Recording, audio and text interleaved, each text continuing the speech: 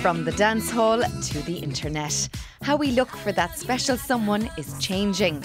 More and more dating websites, apps and matchmaking services are becoming the norm. Most people would still meet, as they always have, in pubs and clubs and sports centres, etc. But what has changed over the last, say, 5 to 10 years is the level of internet exchange. So a lot of people will meet on the internet, different websites, they will have webcams, they will film themselves and put that up on, say, Facebook or Twitter or YouTube. So there's all this sort of electronic ways of presenting ourselves to sometimes thousands or even tens of thousands of people. Some people aren't comfortable with going to pubs or nightclubs, and we get to an age when we think, well, that's not really for me. How else can I meet someone? How can I sort of meet a whole new group of people? And that is very difficult, but this can be a very good way of doing it, providing we're cautious. That's what we need to be, but it can work out very well, and just be careful. I'm always very cautious, so just be careful. It seems a lot of people in Ireland are shy when it comes to talking about dating, when it's not your typical story of meeting your partner through friends or in a pub scenario. But Nikki, who's 31 from Dublin, has no problem sharing her experience. I don't have a problem talking about it because it's worked well for me. I'm now dating someone for 4 months and I'm thrilled to have met him. And I've met such a range of characters and different, like, brain surgeons to lawyers to army, soldiers. And I never would have met them any other way. So I think it's a really smart way to do it because you can only meet so many people in a bar at the weekend, let's say. However, with this, your profile is on there 24/7. People are always going to be on looking.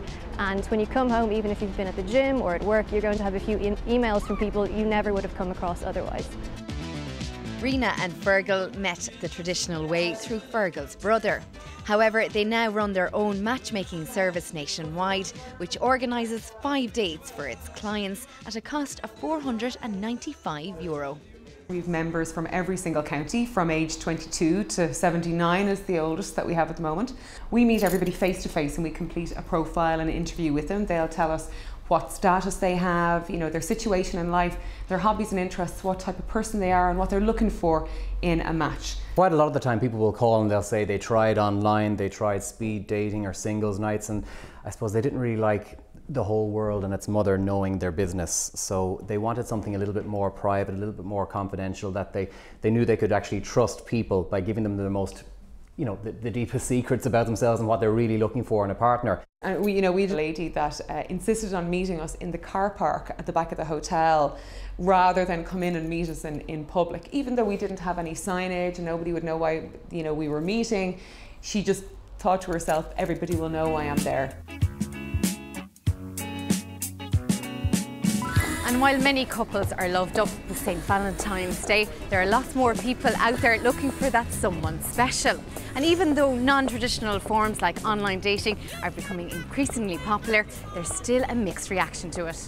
Oh, to be honest with you, it depends what you do. With Tinder or that type of thing, because it's through people's Facebooks, I suppose it's a bit more trustworthy. But if you go on a chat site, talking to random people, it's random girls or random lads, whatever, I think it's a bit odd, to be honest with you. I think people are thinking this is the way to go. Beats a nightclub or a pub, doesn't it? I just think there's a stigma attached to it that it's weird, and some people see it as desperate as well. So it's been successful, been alright, but look, to be honest, I'd rather go out to the pub, meet a few women that way, more social that way. You don't seem like kind of a weirdo, because you're sitting there, you don't know who it is. You know what I mean? Like it could be anyone, and your pictures are all kind of trying to look cool and all, but I don't know, not for me anyway. I think it's just another form of connecting media, so very normal. Just move with the times.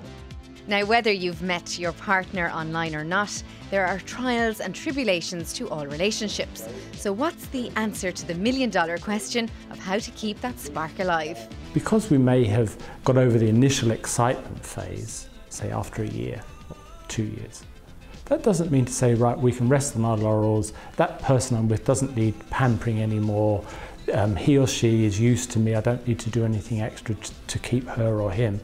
The complete opposite is the case. The longer we're with someone, the more we need to do.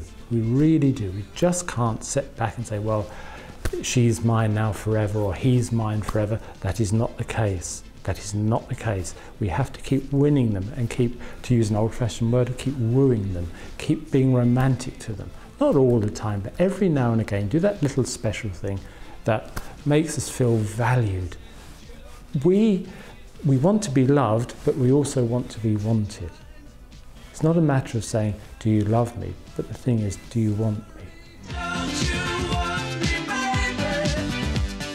And if recent research is anything to go by, meeting our partner online or through a matchmaking service will become even more popular in the future, while admitting to it should do too.